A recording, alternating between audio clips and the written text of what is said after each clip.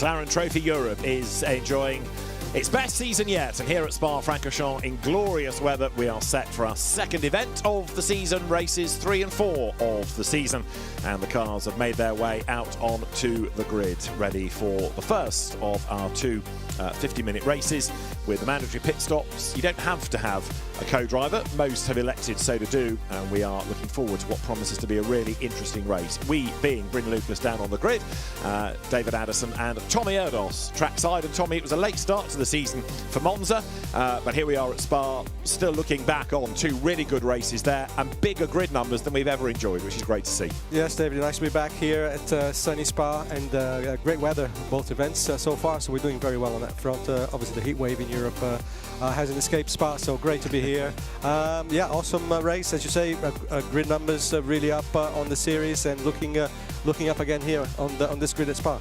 Now, we know it's hot, you can see it's sunny, there's barely a cloud in the sky. It's been like this all the way going back to last week, and track temperature 49 degrees. Marshall's going for shade. The drivers, of course, especially if they're doing the race on their own, are really going to feel it in these temperatures and on a fairly physical circuit. Absolutely, yeah, it's going to be a hot one for these guys. Very, very hot inside these cars, but yeah, they've been testing earlier, so they should be getting used to it a little bit. Now let us, before we get much further into the race, get to the grid. Bryn Lucas has found John Sims, who is the Director of Motorsport and MSO for McLaren. Let's join them.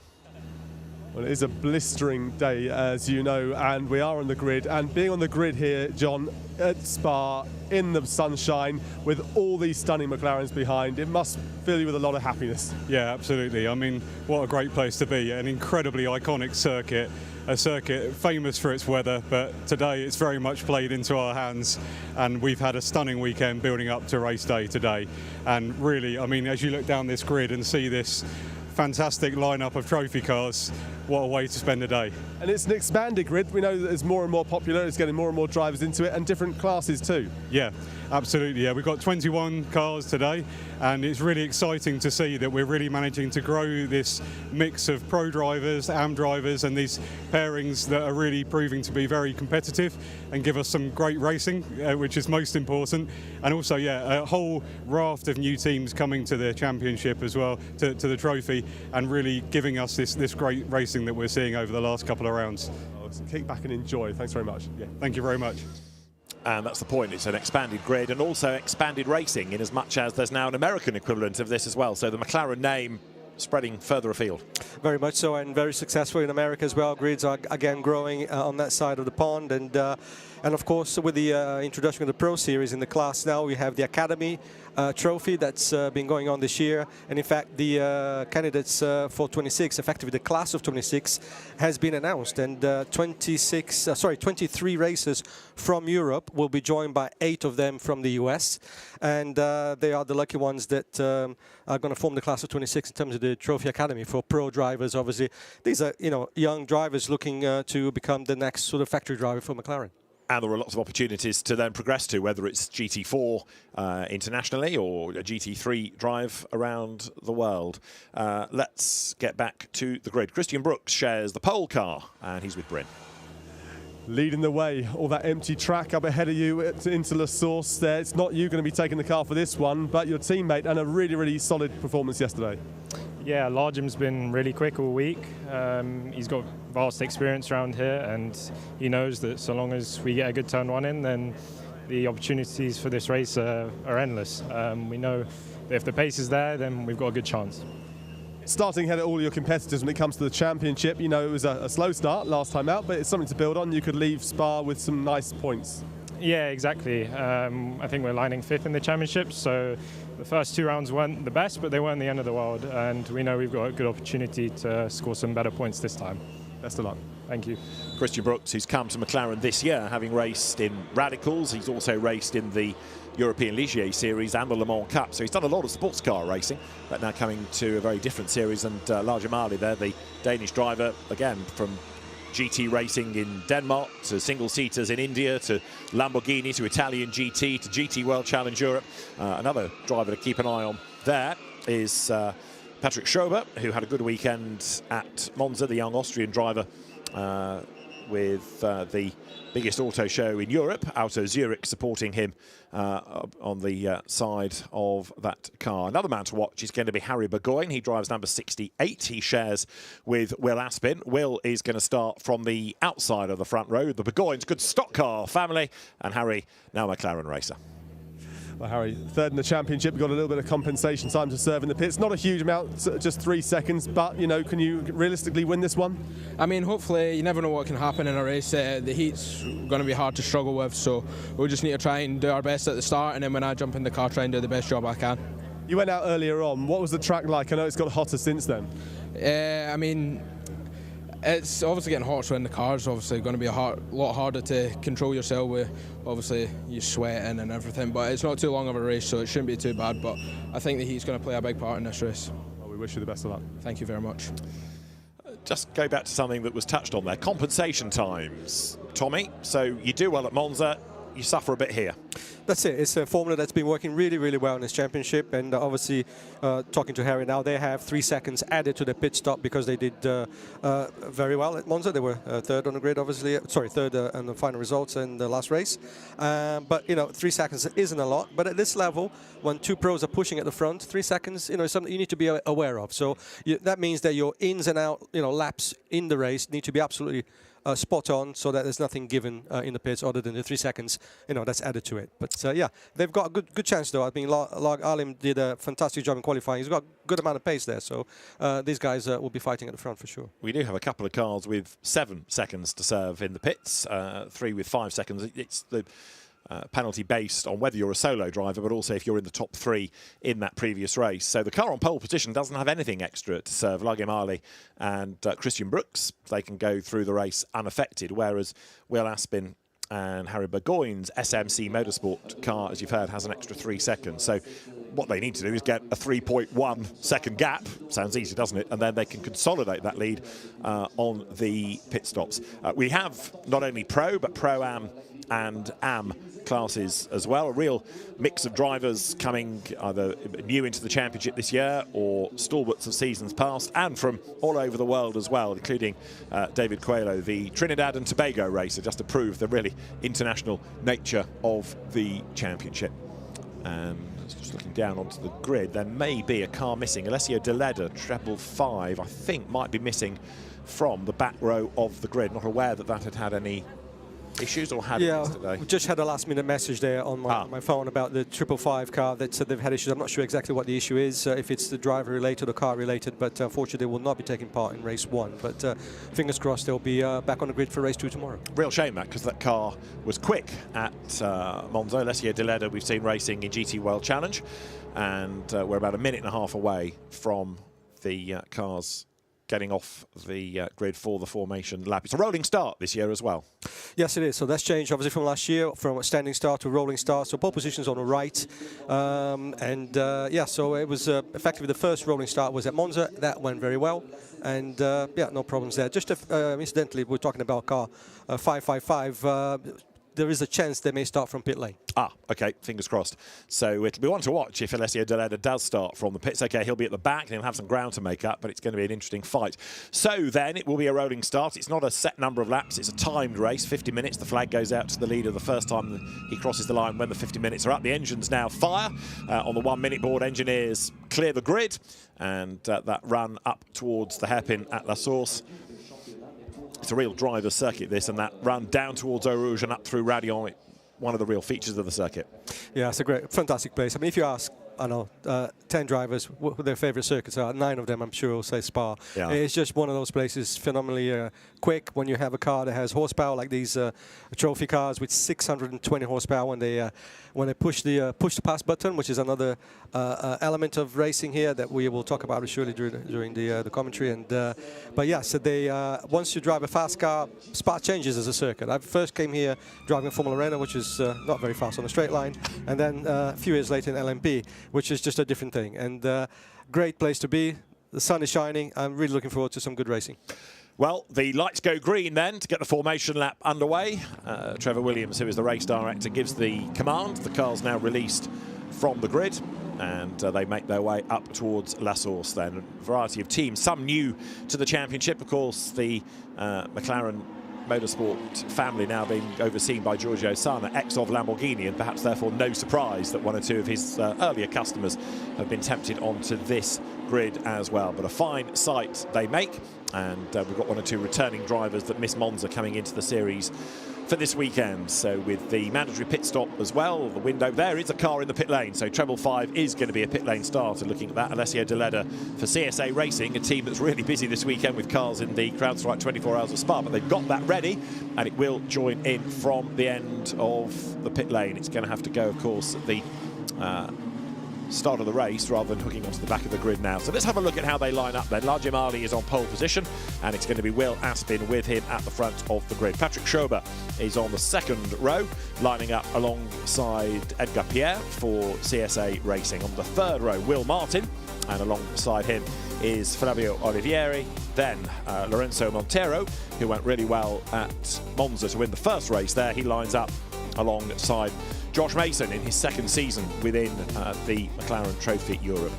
Behind him, Gregor Yates and Dimitros Papanastasiou, who's made a return to racing after many years away.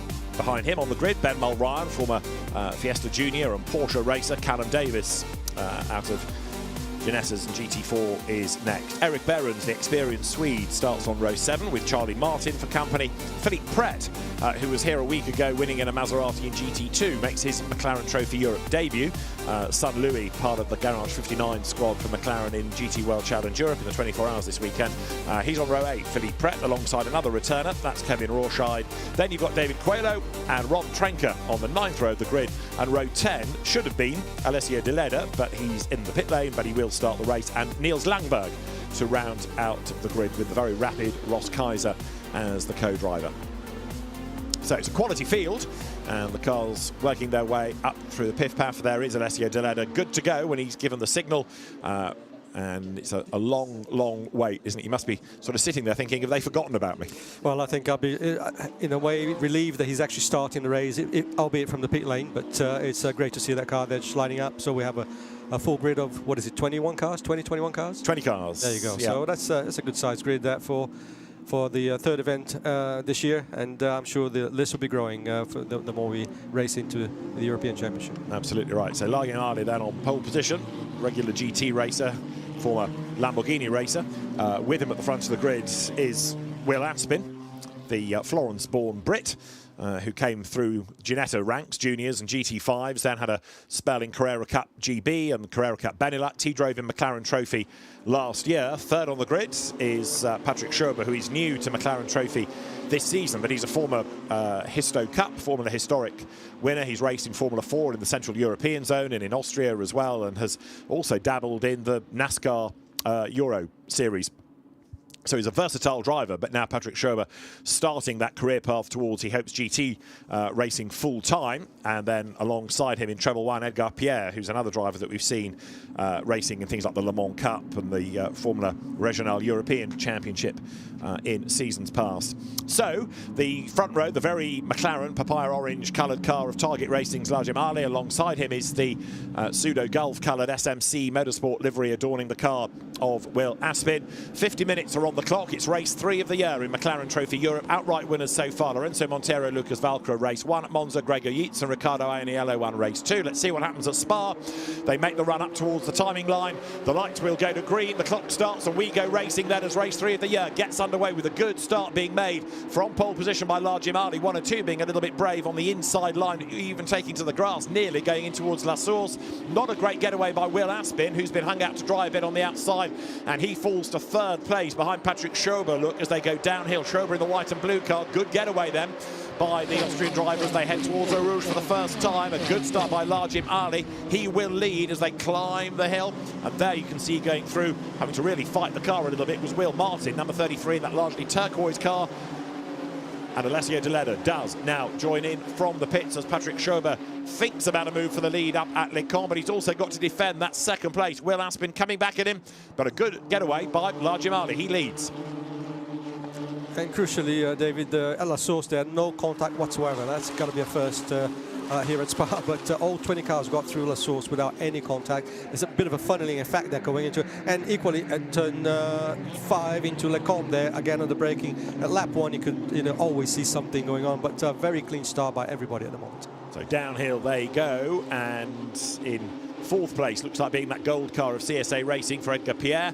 And as they come down towards Pouhon, then race leader is La Gemali, trying to build the gap over the opposition as they turn now through Pouhon, accelerating along towards the pith path for the first time of asking. So the race leader, Ali, 2nd and 3rd, almost together again. Look, Will Aspin regrouping. He might have got mugged off the start, but he's come back at Patrick Schober. Edgar Pierre is in 4th place. Will Martin is 5th. And then in 6th place, Flavio Olivieri in the Raptor engineering car. And a lot of dust kicked up, was really wide there. Ran Will Martin. He's just about been able to hang on to that look as they come towards us, but he's also now got the charging Lorenzo Montero behind him. So that for Will Martin, not great. He has dropped some places. No, and really didn't expect Lorenzo to qualify so far back, so he's really out of position effectively. You know, Lorenzo did very well at Monza, won race 1. He started, I think, P8, P7 or 8, something like that. Yeah, you watch him for coming through the grid, and he's already showing some good pace. Yeah, 7th on the grid, as you say. He's got work to do, and a big dive there by Will Aspin up the inside of Patrick Schober, way up the curb. He has levelled with him. He's not cleared him. He's on the outside. Schober trying to avoid contact, and through does go Will Aspin. That was brave, and it was committed, and I think it caught Schober a little bit by surprise. It did, but it was on a mission. He knew he had a bad start, and remember, he's got 3 seconds to add to his pit stop. If he wants to win this race, he needs to be at the front of the field, trying to make up that 3-second gap. So the start didn't go very well, but very good racing there by Will Aspin, getting through into 2nd position. So the cars now plunge downhill. We're on to lap number 2, and Will Aspin then trying to come back at La Gemali, having fought his way ahead of Patrick Schober. And you can see instantly the way that Schober has dropped back. He's now coming under attack, isn't he, from Edgar Pierre, and a big lose there at the top of Radion. And I'm afraid off towards the barrier has gone Charlie Martin's car by the look of it. So contact made with the tyre barrier, and that car going no further. Another look to the inside line now. This for the race lead. Will Aspin has got himself right onto the back of La Gemali. Schober is right with them as well. It's 3 for the lead as they drop down to Brussels. Schober to the outside line then. He gets 2nd place away from Will Aspin. He wants the inside line for the next corner, but he's not going to quite get that for the race lead. Schober goes 2nd. Good opportunistic driving that to jump ahead of Aspin. Will was so busy going for the lead. We now get the safety car boards and flags there, so the race is going to be neutralised because of this drama at the top of Radion, and that was important for Schober to get the job done when he did it.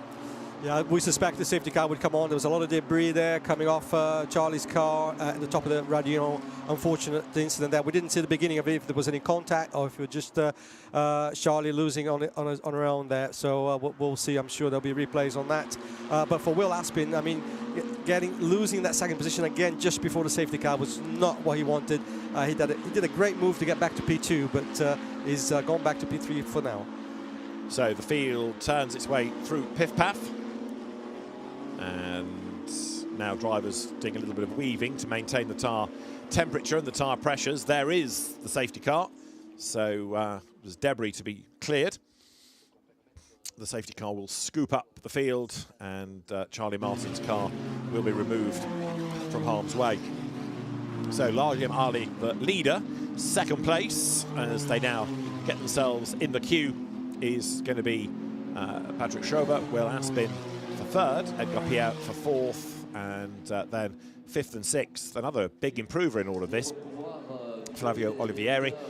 Charlie Martin's car there by the side of the road. That's what's triggered the safety car period. Will Martin lying 6th. Lorenzo Montero 7th. Josh Mason is 8th. Dimitris Papanastasiou 9th. Gregor Yates 10th. And Charlie Martin, as you can see, is okay and out of the car. Surveying the damage, which is down to the Neiman Autosport car. Emily Bishop, who was due to be the 2nd driver, denied the chance to have a race. Let's have a look. The car will be offline coming into view. I think that's a curb strike that's triggered that, isn't it? Yeah, she came off the curb that already facing the wrong way, so we didn't see if there was anything behind her in terms of impact, any sort of contact, but it just looks like, yeah, she came off the curb onto the barrier, and good to see the driver out of the car. Everything's okay from that point of view. Thumbs up. Yeah, incidentally, car 99 leads the race at the moment. It's on a track limit warning already. And it's been a big issue actually during the practice leading up to the race. There's a lot of track limit infringements, and this is going to play a part in the result of the race. So, safety car conditions here at Spa-Francorchamps. Charlie Martin's car being removed, debris being swept, and there might just need to be a little bit of attention to that tyre barrier as well. But the impact into the tyres, softer. I know all these things are relative, but softer than it would be into a barrier made of anything else. So not quite as much damage as could have been done, but there's also, of course, plenty of repair time for tomorrow. How's Alessio De Leder getting on? A couple of places gained, and this helps a little bit because it brings him nearer to the back of the queue, so Alessio De Leder can make a little bit more progress on the resumption of the race. There is De Leder turning his way now on through Les Combes, that car that comes out of the CSA racing stable, and Alessio De Leder, former motorbike racer before turning to single-seaters, got as far as Formula 2. He's raced in the DTM, he's raced in Italian GT, so very, very experienced driver. He's spent a lot of his recent years in Lamborghinis, but now switching his attention to McLarens, and he'll be one to watch on the resumption of the race. Great to see such an influx of ex-Lamborghini people coming to the McLaren Trophy, isn't it? It's a high praise there for the McLaren Trophy. It is, yeah. Obviously a good series already established in Europe with the Lamborghinis, but great to see again 20+ cars here on the grid. And Giorgio Sana's contact book proving its worth. We did have another Lamborghini stalwart, Cedric Limer at Monza, had a win, but not here this weekend. But I'm sure he'll be back later on in the year, having had a look and enjoying life in McLaren Trophy. We have had a few people that have dipped in and out, come and had a look and gone away and had a think about it. Alexander West being another example last year as well. But it's good to see such a strong grid there. Eric Berens goes through in the black and gold livery. So we're behind safety car. The orange car in the lead is that of Lajim Ali. At this point as a driver, Tommy, what can you do? You've got to think about the restart, yeah? Yes, absolutely. Just stay obviously in touch with the guy in front of you. Sounds pretty basic, but that's really, you don't want to have any gaps created between you and the very guy in front. And be switched on for the restart. I think it's going to be very soon. I don't think the amount of debris and damage that was incurred in that incident with Charlie Martin is serious enough to warrant another more than maybe an extra lap, I would say, for the safety car's lights to go out. It should go out around where it is now, which is after just before Blanchimont. It's still shining, so they may do one more lap, but I don't see any need for another one.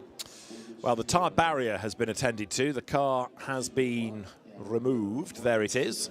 And really now the only hold-up is to get that recovery vehicle off the circuit. There are lots of different access points around a long 7-kilometre lap like Spa-Francorchamps, and the intervention car behind also needs to leave the track. So yeah, in order to get them out of harm's way, it will be one more lap, but I'm sure that the race control team will be controlling the restart once that recovery truck is off the circuit.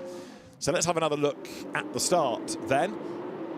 Pretty keen getaway, wasn't there, on the inside by Will Martin in the Greystone GT car. He just ran out of tarmac, very nearly took to the grass, then had to slot back into the pack as they got through La Source. But certainly Will Aspin hung out to dry a bit on the outside. I think that surprised him. Yeah, it's very optimistic there on the fight for the second position. So he had no option really but to stay on the outside. But really good to see the way he went fighting back within that lap, or the end of the lap, regained second position. Unfortunately, the safety car, he got retaken then when the safety car came out. So he's got all to do again on the restart. So track is getting clearer, and as the cars now make that run again up towards Les Combes, we're currently on lap number 4 in this 50-minute race. There's a pit window between 20 and 30, and that therefore opens in 10 minutes' time. Safety car in this lap, though, so confirmed safety car will be in at the end of this lap. In the classes, the overall race leader, Lajim Ali, is ahead in Pro. The best of them in Pro-Am is going to be Dimitris Papanastasiou, who is in 9th place. The best of those from the AM class is going to be Philippe Pret, I think, a little bit further back in 14th. I mean, his first outing in McLaren Trophy Europe. So we're going to get back to racing this time around. field filing its way down towards Bruxelles. There is Eric Behrens. Confirmation that the safety car will be in at the end of this tour.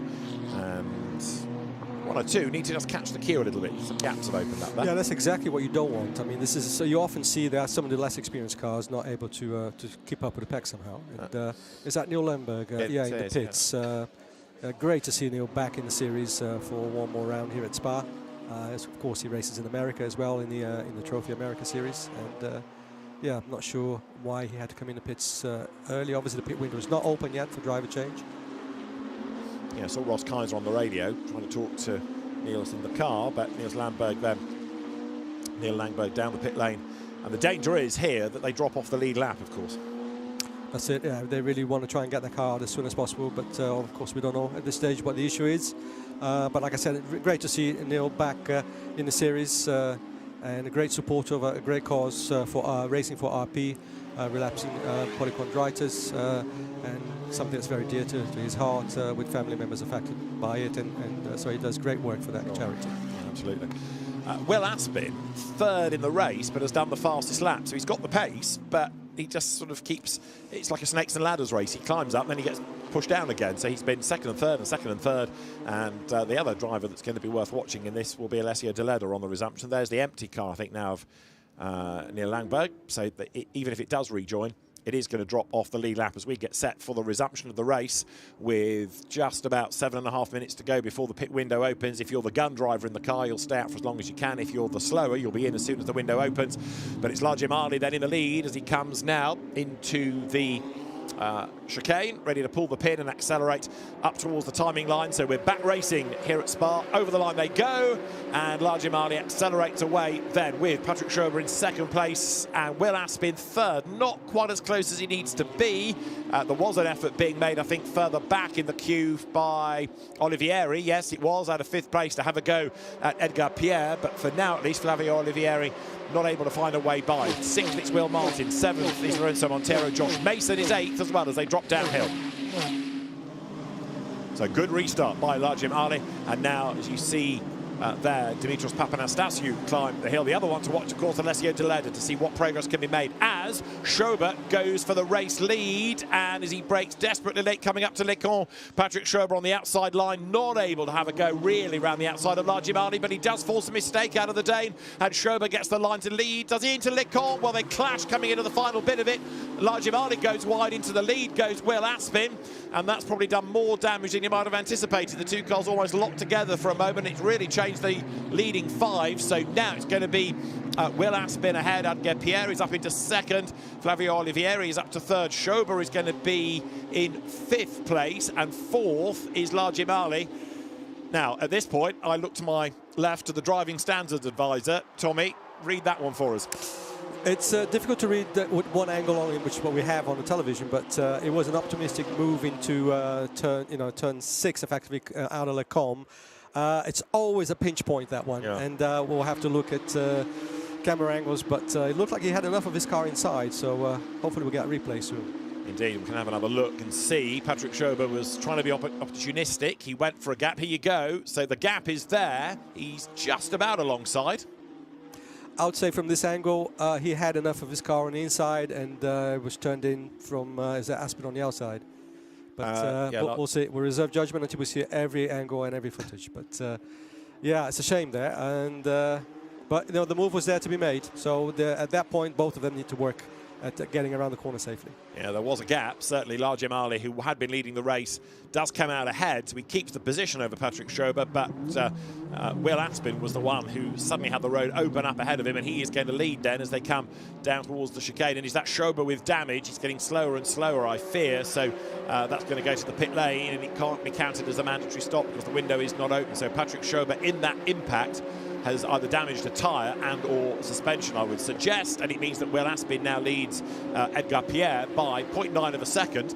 Within 3rd place, Flavio Olivieri. Larjim Ali has survived the assault, and he's still there in 4th place. And assuming his car is okay, he's got away lightly. He has, yes, very lucky there. Patrick Schober down the pit lane. Schober is another driver who shares. He's got Alessandro Fabi with him, who was a real live wire at Monza, to say the very least. So I don't think his move is going to be much helped by the fact the car's got some damage. So Will Aspin leads, but Edgar Pierre in second place is going after the leader. He's not letting Will Aspin get away. No, Edgar showing a lot of pace there. In fact, Fabi in that race at Monza was actually against the car of Edgar Perry. They were definitely exchanging paints in Monza. So and they were obviously on the second row of the grid together for this race. So, but luckily it wasn't them that got in contact this time around. But yeah, again, Edgar showing good pace here at the beginning of the race.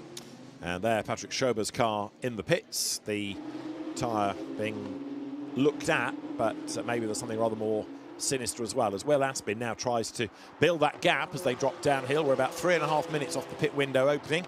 Now what can their 33 Will Martin do against Larjim Ali? The two of them are together coming out of Pouan. Behind in 6th place is Lorenzo Montero, and now the field makes that run up towards Piff Paff once again. Will Martin pulls out of the draft, pulls back in again. So the race is being led by Will Aspin's car, which is one of those that has a little bit of extra time to serve. 3 seconds on the pit stops. The car that's chasing of Edgar Pierre has no extra time. So in theory, treble 1, when it is handed over to James Higgins, ought to come out as the leading car. But because Edgar Pierre is having to defend from Flavio Olivieri, he's dropping away from the leader. Absolutely, that's it. So great to see. I mean, Aspin now back in the lead where he wanted to be at the start of the race, but obviously benefiting from that contact at Le Combe. And just gone wide there. Oh, God. Again, these guys really need to look after track limits. This is something that it's really, they've already been given penalties during official practice and qualifying, and that was just a Degas de Blanchimont, which you think would be easy, flat, and but it's not in these cars. These cars, again, 620 horsepower when they use the push pass, and they are shifting through Blanchimont, and they're obviously finding the need to use the extra space. Absolutely, and that wasn't just a wheel over the white line, that was fully off the racetrack, wasn't it? So definitely a tick on track limits, yes. Indeed. Will Aspin, race leader from Edgar Pierre in second spot. Here's the replay. So Will Aspin, the leader, way out wide Edgar Pierre. I mean, that's an absolute slam dunk. And so in 4th place, Larjim Ali, going with him, Will Martin. Will Martin kind of measuring his speed against the car ahead, I guess, but Edgar Pierre was nearly in the gravel. Absolutely. Well, Ali needs to watch out because he was already on the track warning limit, and it's got a second one, I think I can see on the screen now. So car 99 with 2 black and whites. So he's hanging now at car 99. So the race leaders getting close to that pit window. There you can see on the inside Josh Mason running off the road at Les Combes, and he's taken with him Ben Mulryan's car, both of them skipping the corner. And has Mason got a problem because that does not seem to have pace coming out the other side. They had a really tough Monza, didn't they, along with Michael O'Brien as the second driver, Josh, and yeah, that's heading for the pit lane. You can see the speed is massively reduced now. Yeah, really unfortunate for the number 1 car there. Again, a really very capable crew in Josh Mason and Michael O'Brien, and yeah, not a good event for Monza, and certainly not looking great at the moment for these guys. So meanwhile, we get closer to that window. Will Aspin will give way to Harry Burgoyne. Now, in the case of the Silver partnerships, you make your pit stop, I guess, judged on where you are in traffic. But if it's a pro and an AM, you want the AM out and the pro in to maximise the time they can do. That's it. Obviously, they will maximise the faster driver, so they'll stay out for a longer period of time. But pit window's coming up soon. Now, how many minutes have we got? We are about half a minute. Half a minute left. Yeah. So you'll see, as you said earlier, you know, I suppose the slightly slower drivers in the cars will come in very quickly, and yeah, later pit stops for the other ones. But it's always good to try and pit late, because if you have another safety car, then it's nice to be able to use that as a pit window. But so yeah, we'll see how it pans out. Well, drivers there, look, getting ready, and the leaders, the top 3 at least, are going to do one more lap. So Aspin, Pierre Olivieri will go through. Larjim Ali's going to do another lap. Will Martin's going to do another lap. Lorenzo Montero is going to do another lap. Gregor Yeats will, because the window is not yet open, but it is now opening as they go over the line. So leaders go through. Look in the background. Yes, we have now got cars diving for the pit lane. I suspect one of the early ones was Eric Berens looking at the livery, and so as the car gets the pit in line, let's see. No, Berens did get through, but Josh Mason is in. He had a problem anyway, but actually that sort of worked out well for him because he's able to come in and sort the problem within the pit stop. 81 getting roughed up there. Gregor Yeats, big time being roughed up by Ben Mulryan. You can see the damage in the side. That super slow-mo really shows how much load goes through the cars going through that chicane, doesn't it? Absolutely, and you can see also when they come out of the chicane, we're talking about track limits here on broadcast, and for those of you who don't quite understand what that is, if you go all 4 wheels off outside the white line, then obviously that's illegal effectively, and you get effectively a yellow card. You can have 2 of them in the race, the third one is a penalty. Rob Trenker getting out of the car, and let's quickly try to get to the pit lane, because Bryn Lucas has got news. We've had 1 or 2 people in strife in the course of this race. Bryn, what news then for a baking hot pit lane? Well, yes, exactly. It's for car number 1, the Michael O'Brien, Joshua Mason car that we saw skip across the gravel and then go very, very slowly, as you were highlighting. In the pits right now, I've spoken to the team. Joshua's saying that they felt like had a long brake pedal, so Michael's going to get in the car, do a lap or so, see what it feels like, and if it's all okay, carry on. If not, retire from the race. Okay, Bryn, thanks for that. Yeah, long brake pedal round here, Tommy, doesn't give you confidence, does it? Honestly, it doesn't give you confidence anywhere, but in a fast circuit like Spa, absolutely. It's just one of the driver's worst nightmares, really. It's just something that you kind of nurse it, you soldier on with it, but really what you want to do is retire if possible, because it's a safety element of it, of course. Coming up to Le Combe that you're doing, I don't know, 280, 290 kilometers per hour, you want the brakes to be there for you. Totally. Well, Michael O'Brien is a sensible enough driver to know how hard to push to check that, and if he's not confident, then there is no point staying out and risking things, so he will come to the pit lane. Meanwhile, Will Aspin going for another lap as into the pit lane dives Edgar Pierre then to give way to James Higgins. So in he comes, and this car running in second place then, ready for its driver change. James Higgins, another graduate of Ginetta Juniors, but then into single-seaters in the UK, the British F4 Championship. This is the line of cars leaving the pits. Interestingly, Alessio De Leda came in pretty much at the start of the window, ready to put William Gosselin into the car. Gosselin, another driver with sports prototype experience. Meanwhile, James Higgins gets ready to take over number 111, that car from CSA Racing, McLaren GT3 team, as well as McLaren Trophy Europe team. And all of a sudden, the pit lane, it's like they're having a party. It's got busy. That's it. So it gets very confusing now. Cars come in and they go out, and we don't know where they are in the order. But crucially, 1.5 seconds roughly was the gap between first and second place. Oh, contact there, just into Le Combe. Over to you, Eddie. And a big lose for the Flavio Olivieri car number 90, which was in second place, and that was trying to get through the traffic, wasn't it? Because the Kevin Rorschach Maximilian Tarillian car was the one who was trying to get past. Olivieri rejoins, but he'll be decidedly nonplussed about that. He's way back, and he's got damage by the look of it. So Olivieri's got suspension damage. It's been tweaked, so that's bound for the pit lane. Kevin Rorschach, I don't think, has yet been in, has he, number 7?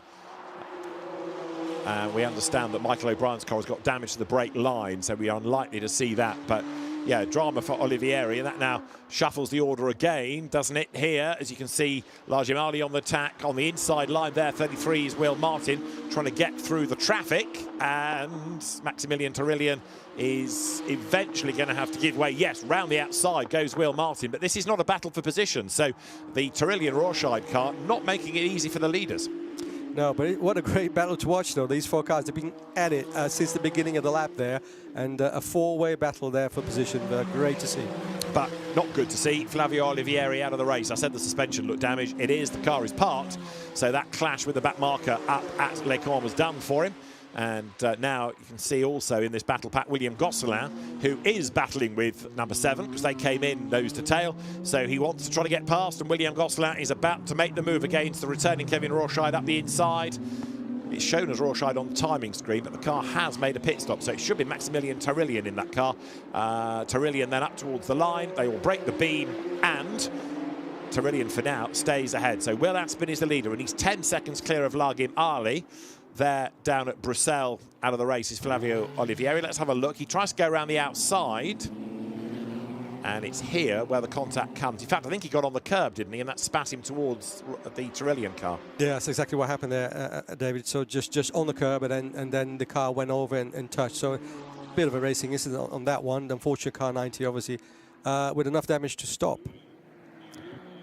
Flavio Olivieri, yeah, out of the car with a little bit of explaining to do. Vincenzo Scarpetta denied the chance to go racing in this. So the order, as Tommy said a while ago, does shuffle all the way through this pit window with the compensation times, and also if you're in the AM class, it's 135 seconds. For the other categories, 132. It's a long pit stop, but it's a very long pit lane. Yellow flag down at Brussels with that parked car, and 24 minutes of the race now on the clock. Be interesting to see now how the teams have done in pit lane in terms of driver changing and getting the cars out, because Will Aspin, at the point in which he was in the lead before the pit stops, Larjum Ali came in with a 1.5 second deficit to Will Aspin. So let's see how that pans out. Of course, they had a 3 second. They still have a 3 second penalty to be added to car 68. He made up half of that. So let's see how the team did in the pit, see if they give him the extra 1.5 seconds he needed. Let's see what they can do, absolutely. So you've got Will Aspin, race leader, still trying to build the gap over everybody else.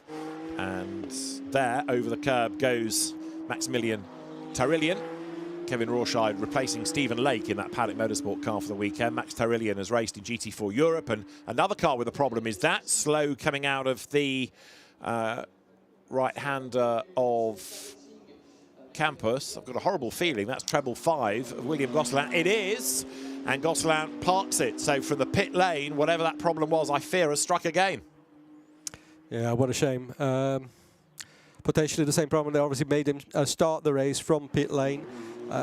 Yeah, just never a good sight to see a car parked on the side of the road there. So as the drivers work their way down now towards the Eau Rouge descent once again, yellow flags at different marshals posts now, and the last cars to make a mandatory stop are in. So Will Aspin to the pit lane from Largim Ali in second place, and remember this will be a slightly longer stop, but when Harry Burgoyne blasts out, that car should still be able to keep the race lead. We understand that treble 5's got a gearbox gremlin, that's why it started in the pits, and it sounds like it's struck again. Big disappointment. Yes, hopefully they'll get that sorted for race 2 tomorrow. So let's fingers crossed for the 555 crew.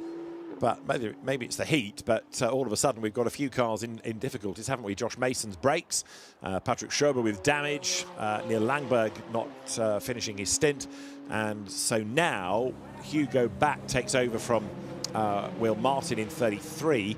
James Higgins takes over from Edgar Pierre in 111, and this is Harry Burgoyne getting ready to go.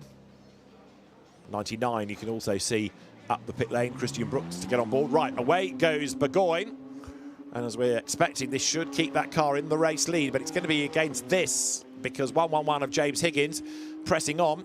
James went well at Monza in the races there, and was most definitely a man of speed. Let's see what he can do around Spa. Not a circuit he has a huge amount of experience at, but they were second last time out at Monza, these two. That's why the car had 5 extra seconds to serve in the pit lane against the 3 of number 68, the Aspin Burgoyne car. But I think Higgins is going to be back in contention when the stop cycle through, with now just under 21 minutes to go. I was talking to Will Aspin before the race. They were very confident with the car, so they clearly have a good setup here around Spa. And Harry Burgoyne, clearly not a slouch, knows his cars really well, and no doubt he'll have a very strong pace now for the second half of the race.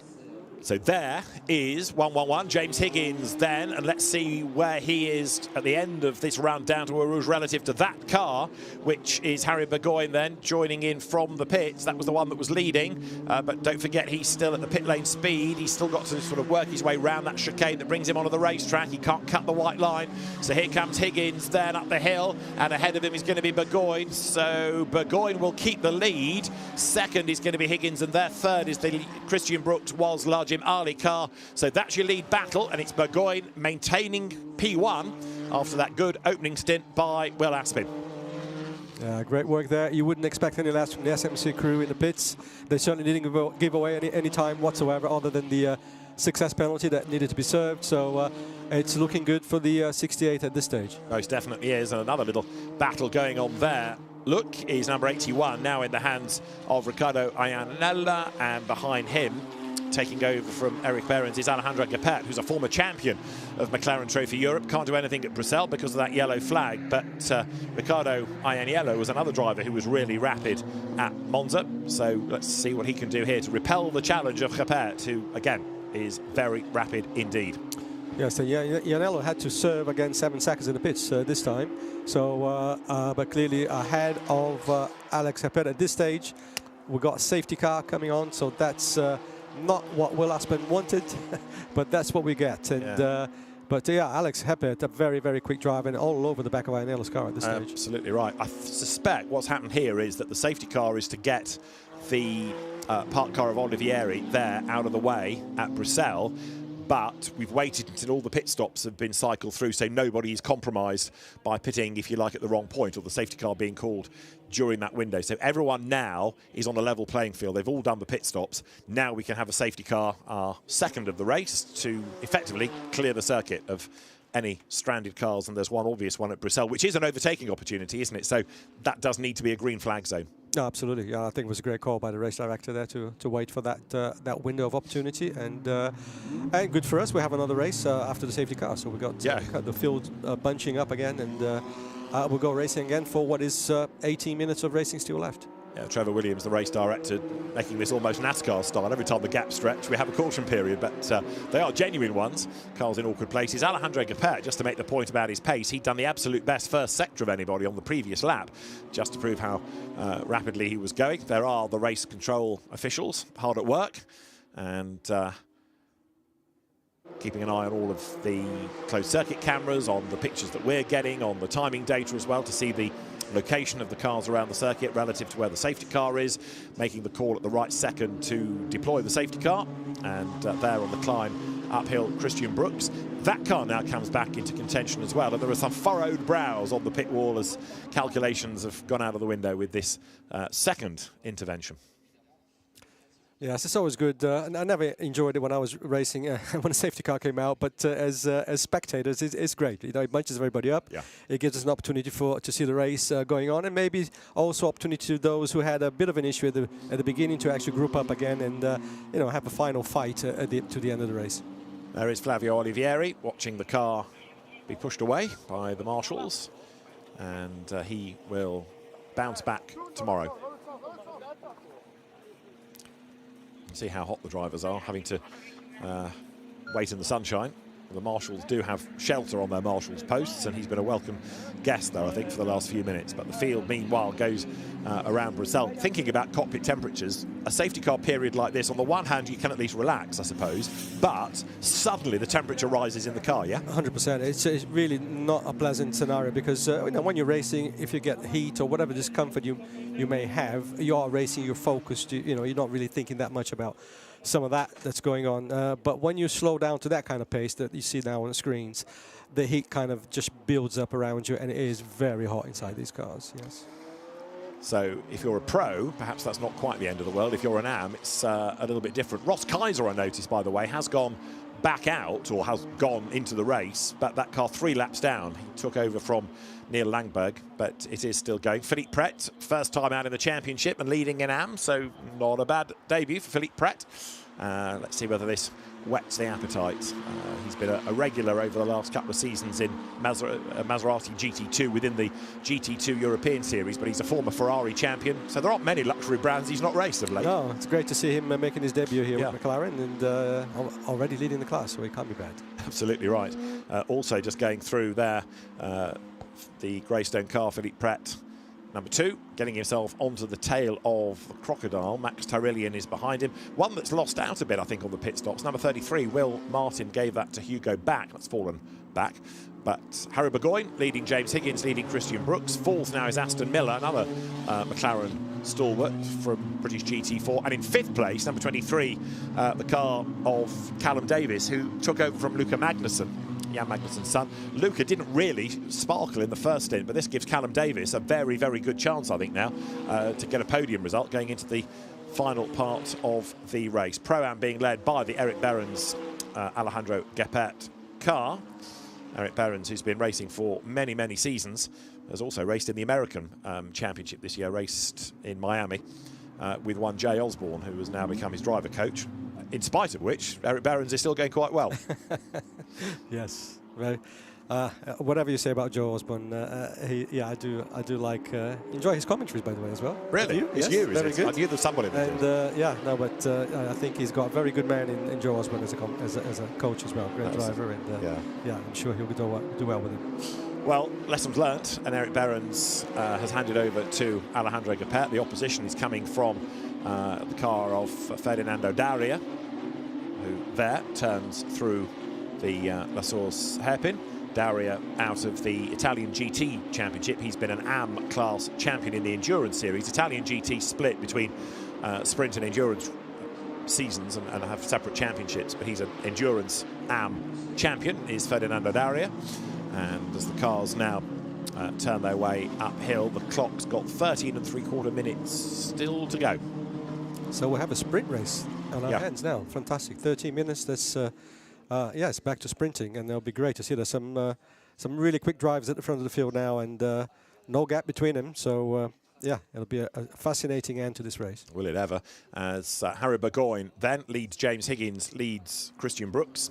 The Burgoyne family, I think I've said it before, great stock car racing family, largely in saloon stock cars. Harry Burgoyne Senior and Ernie and Jock Burgoyne, and there's another offshoot of the family, the Latkers, that went into oval racing but non-contact stock rods with great success. And Harry is, if you like, the black sheep. He went circuit racing rather than staying on the ovals, but he's proved his talent in GB4 single-seaters, and then last year in McLaren Trophy Europe. And the Scottish motor racing dynasty of the Burgoynes continues, and Harry, the most recent addition to race grids. And a hard racer like the rest of the family.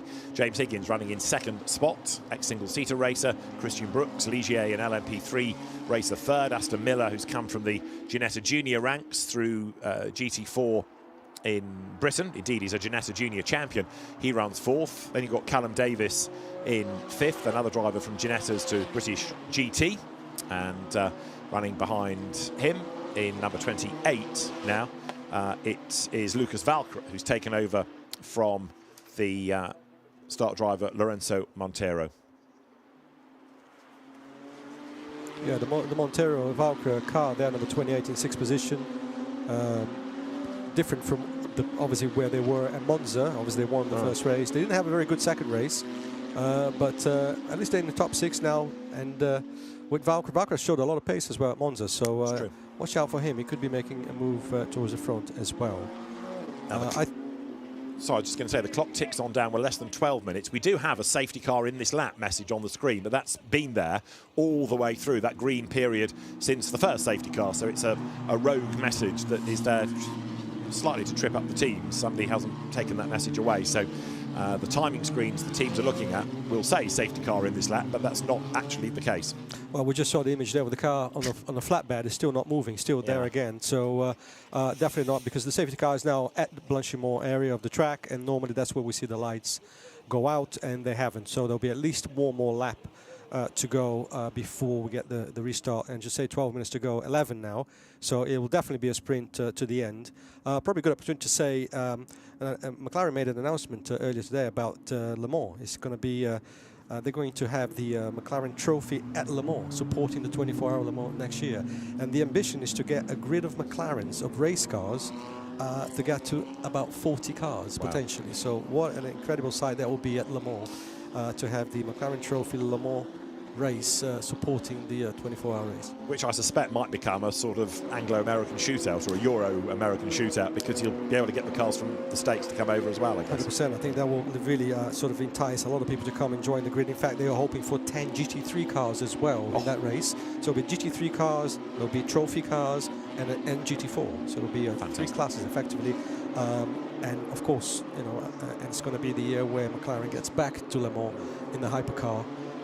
With I'm sure United Autosport running the car for McLaren, and what a great way to get the trophy series into the Le Mans racetrack. Yeah, we've had lots of other manufacturers taking that support race slot in recent years, haven't we? It was Ferrari this year. There was also a Porsche race. We've had Porsche regularly over the years. Lamborghini went one year, but for a grid of McLarens, that would be quite something, especially, as you say, with that link for hypercar. Right, safety car in this lap is the instruction. That comes up now on the timing screen, so that should mean that the recovery operation, which was taking a bit of time, but if the car's got broken suspension, it's harder to get towards the flatbed in the first place. But I think now we are pretty much good to go. The safety car is leading them down to Bruxelles, and if the safety car crew is happy, it'll radio back to the race control team and say, yep, all's good.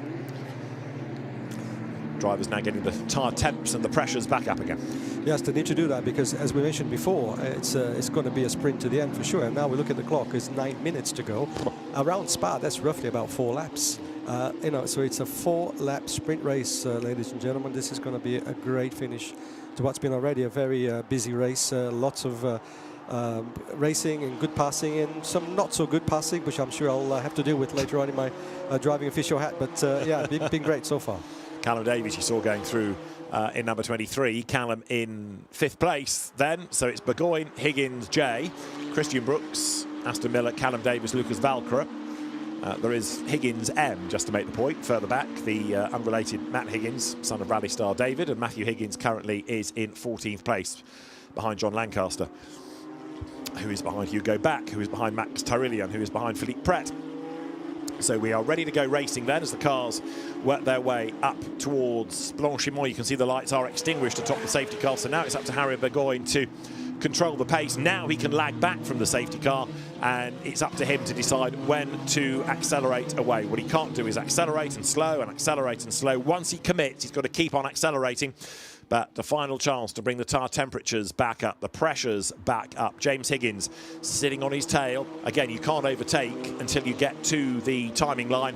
And then the run towards La Source and this slow end to the restart lap versus the clock. It is Harry Burgoyne then in the car that started on the outside of the front row. And there's a very determined James Higgins trying to almost overlap as they come down towards the chicane. But you can't do that either. You've got to be single file. And Harry Burgoyne now starts to extend that advantage a little bit as he accelerates through the chicane. He's got about 2 lengths advantage now over James Higgins. They're going to get to the line with just over 7 minutes on the clock as they accelerate back into racing. There's 5th, Callum Davies then. Down they go towards La Source. Nervous co-drivers watching on. Battle on for 6th place as Lucas Valcra battles then down towards La Source with Romain Neto. But the other side of La Source, Burgoyne has made a good restart. Great job by Burgoyne there on the start. Really had the gap that he needed coming into La Source. He can now relax through a Rouge et Radion and not use track limits because he has that little bit of a gap. Incidentally, that was Lorenzo Montero on the pit wall there, watching Valcra in P6 driving his car. One that's got to be careful is Aston Miller, who is in 4th place. That car's on 4 track limit warnings. So there it is, the black and white car of Aston Miller needs, as I say, now to be ultra careful, but he's about to lose a place. Callum Davies dives to the outside line, and Callum Davies brakes late, and that is how you do go side by side through Les Combes. Really nice move that by Callum Davies. Job done, and Aston Miller is under attack as well. Look, because that's the car of Riccardo Iannello right up behind him. So Iannello is on the attack. Aston Miller has to go defensive, but Callum Davies up to 4th, and he might yet get the podium. As we suspected, it was going to be a great restart. These guys know they've only got, I would say 4, but maybe even only 3 laps. Look at the clock now. They crossed the start-finish line under 8 minutes to go. So this could be a 3-lap final stint. But look at James Higgins coming back at Harry Burgoyne. Now that's Callum Davies going through in 4th after that really bold pass up at Les Combes. Riccardo Iannello is next up behind Aston Miller, looking to see what progress can be made there. So 4th, 5th and 6th still pretty much together. Iannello goes to the inside, but no way through. Miller is trying to come back at Davies to restore his 4th place. And for 3rd, I reckon Christian Brooks is falling away, so he might yet be in the clutches of Callum Davies before the end of the race. But there Davies taking Aston Miller with him. He's kind of spurred him on, and then mistake by Callum. He goes a bit wide, he gets into the gravel, kicks up the dirt and the stones and the dust, and that compromises the exit speed. So now Aston Miller has got a chance, hasn't he, of regaining that place. Great battles now throughout the field, and Gapet there very safe in P8 overall, but leading the Pro-Am class as well, doing a great job in that Alfab car. But yeah, what a great battle there. The lead coming up to the bus stop chicane. Another move on the inside there. And Miller's going to get his place back. He's up the curb. Callum Davis crowded a bit, but no, he's got the inside line for the second element. And the door suddenly opens. Look for now Riccardo Iannello to have a go. So Miller didn't make it stick. And now he's got to go defensive. Look, the leaders are starting to bunch up again. Miller has to really box off the inside line. And he has a go at Callum Davis. Contact is avoided. Miller was up the curb, and then he's got to try to defend. To the inside line goes Iannello. Really, really busy is Aston Miller. But in the end, he's actually losing places, not gaining. So 4th is Davis, 5th is Iannello, down to 6th is Aston Miller, and Burgoyne, Higgins and Brooks is still the order for the top 3. What a race! Fantastic race there. Iannello once again showing his racecraft there. Really hard racer. We saw that at Monza, he did that, and but yeah, you know, very close to contacting there. In fact, there was a little bit of paint scratching there coming out of the bus stop, and then very close again with Miller at La Source. But Iannello now in 5th position. So through Les Combes they go, and you've got a charging Riccardo Iannello up now into 5th place. Christian Brooks there ahead of Callum Davis. This is the 3rd and 4th. Now Callum wasn't quite as quick in the first sector, so the gap not coming down particularly between those two. They turn again out of Bruxelles. In terms of track limit warnings though, now Christian Brooks running in 3rd place is on 4, as well as Aston Miller. And a little bit further down the order, we've got Ferdinando Daria on 5, so he's got to be really, really careful. However, we are going to have time for at least one more lap. A flying lap at the moment is a 2:26, and we've got 3 minutes 20 seconds, in fact 3 minutes 15 seconds now on the clock. So it might be they start the last lap this time, as you see there. 88 Alejandro Gapet now getting himself onto the back of Aston Miller's car. I just wonder whether Miller's got a problem, because he's a quick driver and he's dropped 2 or 3 places. You can see he's still fighting, but that car just doesn't seem willing. No, he's very much in the middle of it though, so he's losing time, obviously being boxed in maybe by the car in front. But yeah, still, I'm with you. I think he's got good enough pace to be fighting a little bit further up. But the fighting is intense throughout the first sort of 5-6 spots there. And but Iannello there in 5th position again, great racing, and there's a car going out there at Blanchimont, full track limits. Let's hope that's not the one that's hanging with 4 already. No, that is actually that's Iannello, I think. 81 Iannello, yes. Yeah, so he was on 3, so he's just about safe as the leaders go by. Now, this is going to be very marginal as to whether this is the last lap or not. So depends how slow they squabble on this last lap, really, but it could be the last lap. We will see. Harry Burgoyne versus James Higgins for the race lead.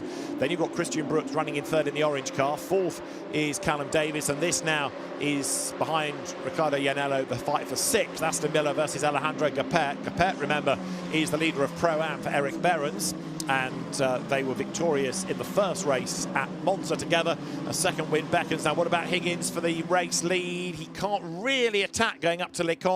And look at the way Christian Brooks has fallen back in 3rd, albeit he's not really going to drop, I don't think, into the clutches of Callum Davis in 4th. No, Brooks has a comfortable P3 position. He needs to be careful with these track limits because obviously he will then lose that P3 podium position. So important for the championship. So I think from Brooks' point of view and the team, they need to be telling him, do not track limits and just stay where you are. I think you're right. So down towards the so-called speaker's corner comes Harry Burgoyne, and in a sense he'd be advised to take a slightly slower pace on this, then he doesn't have to do an extra lap of defending for that race lead. Now the top 2 guys, I've not seen the push to pass button lights flashing, so do they have any left? That's the question. Yeah.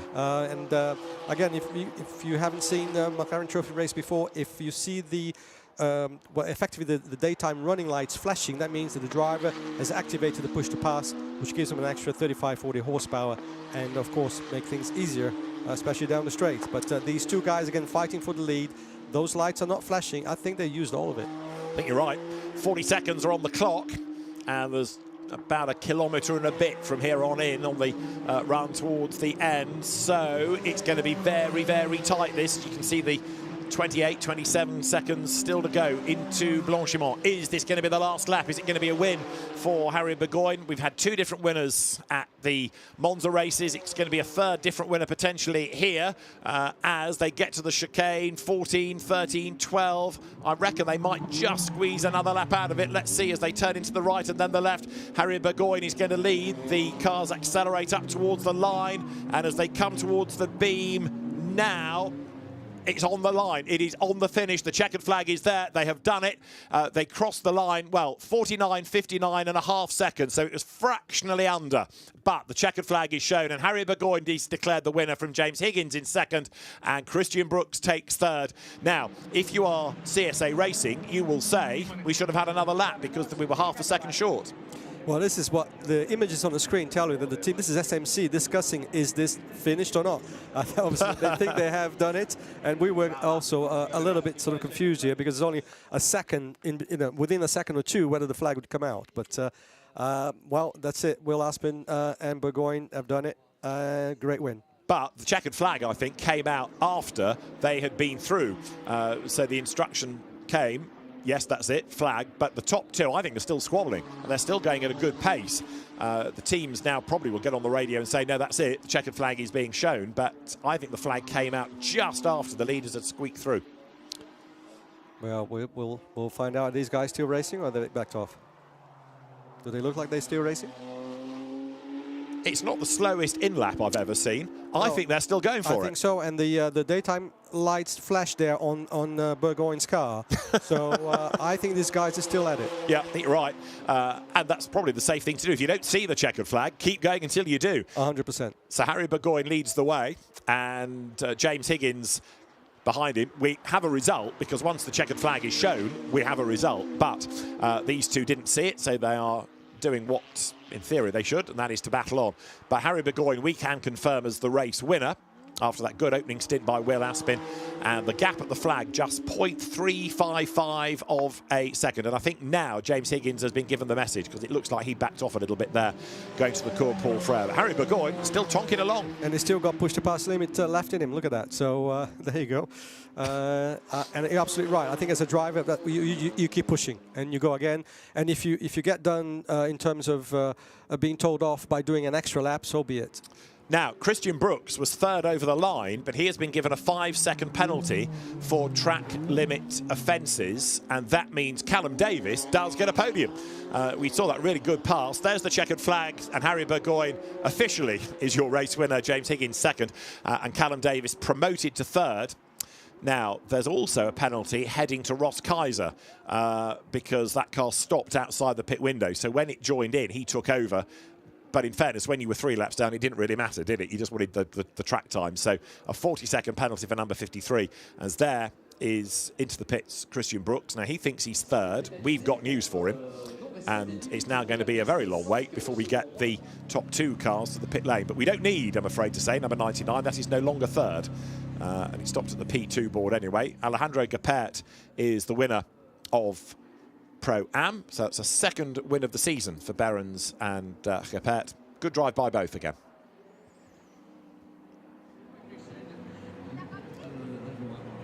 So there sits a car that's 7th in the end, but the race officials get one order, but then the timing screen has updated itself and they're away from a screen in order to see that. They're 88, the car of Alejandro Gapert arrives into that Parc Fermé area. The rest of the cars come through, ready for the technical delegate for the series, Bob Bassett, to check them all over, make sure that they comply to regulations. There, number 12 is Ferdinando Daria. Stops into place for second within the Pro-Am class. It's a big shame there for the number 99 car, David, with the track limits, but it goes to show how much it affects your race. You know, he was on a podium position there, and now from third all the way down, down to 7th place. Great shame. They were in the front row, of course, on pole position in the race, and Lagimali did a great job there. His pace was very strong at the beginning, but yeah, unfortunately, track limits took him out of the podium. Did indeed. Will Aspin, the fastest lap of the race in that winning car, and a good first stint, and a weird first stint, because on some laps gaining places, on others losing, but Will attacked all the way through that, and Harry Burgoyne coming home as the race winner. Ferdinando Daria happy with life, I think. Yeah, so he should be. Was it second in class? Second in class, Yeah, indeed. very Yeah, good. Yes, with podium there, very well deserved. with Dimitris Papanastasiou, the Greek driver who was a single-seater racer a long time ago and then ran out of money, went back to Greece and started a business and made some money and went karting and enjoyed himself and has now come back into European racing. And there are top two, Harry Burgoyne and James Higgins, both ex-single-seater drivers, which perhaps tells you something about the career path for being a GT driver nowadays. That's it, yeah. For me, nothing like a single-seater background in terms of sharpening your driving, and you always see single-seater drivers who've done well on single-seater do very well in GT racing as well. Alejandro Gapet, helmet off, balaclava off, and we can try and hear from one or two of our class winners. Alejandro Gapet and Eric Behrens are our Pro-Am winners. Bryn Lucas is down there with them. So let us get to our Pro-Am winners and congratulate them. Alejandro, P6 overall, which is part of the story, but then of course the biggest part of the story, the overall part of the story now, is that you have yourself a class win again, and that's really great for your Pro-Am Championship. Yes, thank you. Yeah, we're very happy. Team did a great job. Also yesterday we had an issue. Today we had the success ballast on the pit stop, and despite that we won. I think it was a clean race. I was just trying to get outside of all the mess that was in front and trying to see if I could overtake some more cars, but it was a clean race and super happy for everyone. Well done. Congratulations. Eric Behrens, his co-driver, will be on his way up the pit lane, no doubt, but well done. A second win of the year for Alejandro Gapet. Into the pits comes Harry Burgoyne. Behind him is James Higgins, the top two. They gave us a great show, really good battle between those two. And there is Eric Behrens, you caught a glimpse of in the Alfab branding, and he did the first stint. Right, it's been a long wait, but they've made it to us, the top two. Harry Burgoyne will be delighted with that. And is that a first win? For the season, yes. Yeah, I think. I'm trying to remember if he had a win last year. He's always been a front runner, but seemed to be really unlucky last year, didn't he, Harry Burgoyne? I'm not sure, but did they not win at Spa here last year? You may well be right. We'll have to check that one on the records. But yeah, I mean, Will was very confident. This morning I had a quick chat with him after free practice before quali, and he was very confident with the car. They've been running on very old tyres, 300-kilometre old tyres, and setting really good pace before quali. So he missed out on the pole position, but only about 3/10, which around here is not a huge amount. So yeah, so obviously a confident driver there, and a well set up car by SMC, and they've got a race win. Yeah, SMC has always been one of the top teams right from the start of McLaren Trophy Europe, and let's try and get a word with them both. Harry Burgoyne, they're just taking his earplugs out. Will Aspin is there, so is Bryn. Indeed. Well, seeing as you're a bit drier than your teammate right now, talk us through that one, because it was a bit stop-starty, wasn't it, with the safety cars? Yeah, I mean, it's a bit of a shame the safety car came out, to be honest, because I think we could have maybe kept the gap with Harry in the lead. In my stint, I think it went overall really, really well. We got past the two cars in front and just kind of kept building a gap all the way until the end of my stint when Harry took over. So I can be happy with my stint, and I think Harry's done a very, very good job as well. Well, second podium of the season now, you know, second back-to-back in the top step for you. But it was an odd end to the race there, because you seemed to carry on, do one more lap with the checker flag. You were unsure. Yeah, I mean, I didn't see any checker flag, and I don't think the guy behind me seen any checker flag as well. So they only came on the radio halfway through, and there was no yellow flags out, so we done an extra lap, but it is what it is. But yeah, it was a really good race. Well done, a really good job. Mega job getting back to the front, even though he got shuffled back a little bit. But he managed to come back through and then do a good pit stop and managed to get a good gap at the start. But then the safety car came out and then kind of closed everything back up, make it a bit of a harder job in the last 4 laps. But other than that, I thought it was a really good race, and it was just nice to see close racing. Certainly was. Congratulations. Go and celebrate. Thank you. Cheers. Yeah, Jaden Kelly and Michael O'Brien were the dominant drivers in the championship last season, and when we got to Spa last year, there was a Will Aspin win, but Harry Burgoyne wasn't part of that car last year. It was Will Aspin and Alejandro Gapet. This year, though, Will Aspin and Harry Burgoyne win from Edgar Pierre and James Higgins, Callum Davis and Luca Magnussen being given third on corrected times, with Gregor Yates and Riccardo Iannello fourth, ahead of Ben Mulroney and Aston Miller, Eric Behrens and Alejandro Gapet a class-winning sixth. Seventh, Vajim Ali and Christian Brooks penalised for track limits. Eighth, Dimitris Papanastasiou and Ferdinando Daria from Lorenzo Montera and Lucas Valcra, and Trinidad and Tobago's David Coelho with Matt Higgins coming home in 10th place. And quite a few hard luck stories. Philippe Pret winning AM, but as the drivers make their way up to the podium, the fans get ready here for the next action on track. There you've got the field in the pit lane. Chance for the teams and the drivers to reflect on that. One thing that the championship also does is provide a really nice race centre, a nice sort of family atmosphere. So whether you're a young gun or a gentleman racer, the McLaren family is very much yours at race weekends. Very much so. It's a great environment. They've got a beautiful hospitality unit that comes to every race meeting. And everyone there does a superb job, from the caterers to the people, the staff that runs it. It's just a great place to be. Of course, air conditioned, so we can come away from this heat and chill out with a few drinks. Some alcoholic, some non. And so yes, it's a great environment. Absolutely. Well, there is a very happy Will Aspin, who has made that switch from racing Porsches into McLarens with great success. And other drivers just reflecting on their races as well. Race 2 is going to be tomorrow. So they have a Friday and a Saturday race, and they have the espresso slot. 9:05 will be on air tomorrow morning for McLaren Race 2.